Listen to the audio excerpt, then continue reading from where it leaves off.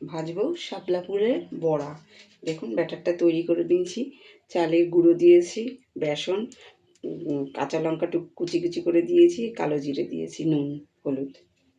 এবার শাপলাগুলোকে খুব ভালো করে কেটে এই যে পিস পিস করে টুকরো টুকরো করে রেখেছি, শাপলা ছাড়িয়ে এবার একটু সুন্দর করে বড়া করে নেব। কিন্তু কাঠি নেই, আমাকে হাত দিয়েই কষ্ট করে করতে হবে। সাজিয়ে নিয়ে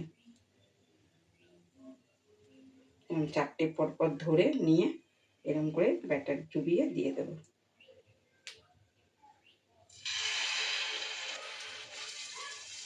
আপনাদের কাছে যদি টুথপিক থাকে, এই মুহূর্তে আমার কাছে নেই, টুথপিকের মধ্যে একটা একটা করে ভরিয়ে নিয়ে লাগিয়ে দেবেন। এটা করতে একটু লাগে, অসুবিধা হচ্ছে। শাপলার বড়া খেতে খুব মজা, টেস্ট লাগে। চারটে পরপর এরকম করে সাজিয়ে নিচ্ছি, হাতে করে সাজিয়ে এই যে এরকম করে নিয়ে পরপর বসিয়ে দিচ্ছি।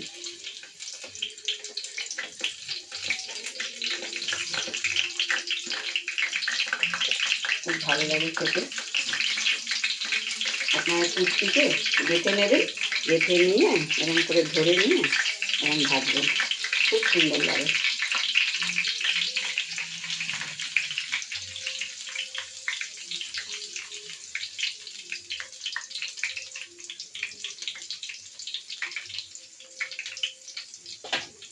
এগুলো সব আমার শাশুড়ি মায়ের কাছ থেকে শেখা।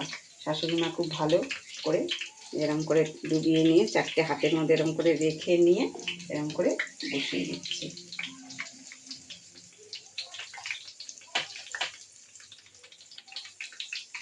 খুব ভালো হয় খেতে, মা করে দিত আমাদেরকে।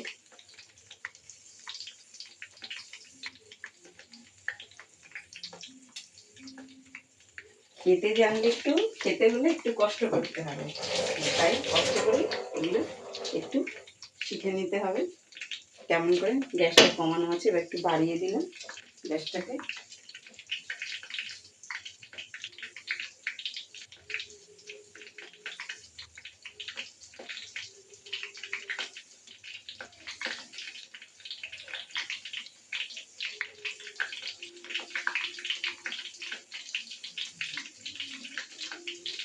মেয়ে খেয়ে যাবে, খুন্তিটা নিয়ে আসলাম।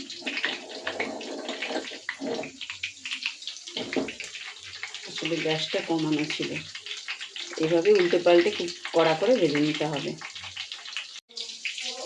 দেখুন হয়ে গেছে আমার এই যে শাপলা বড়া।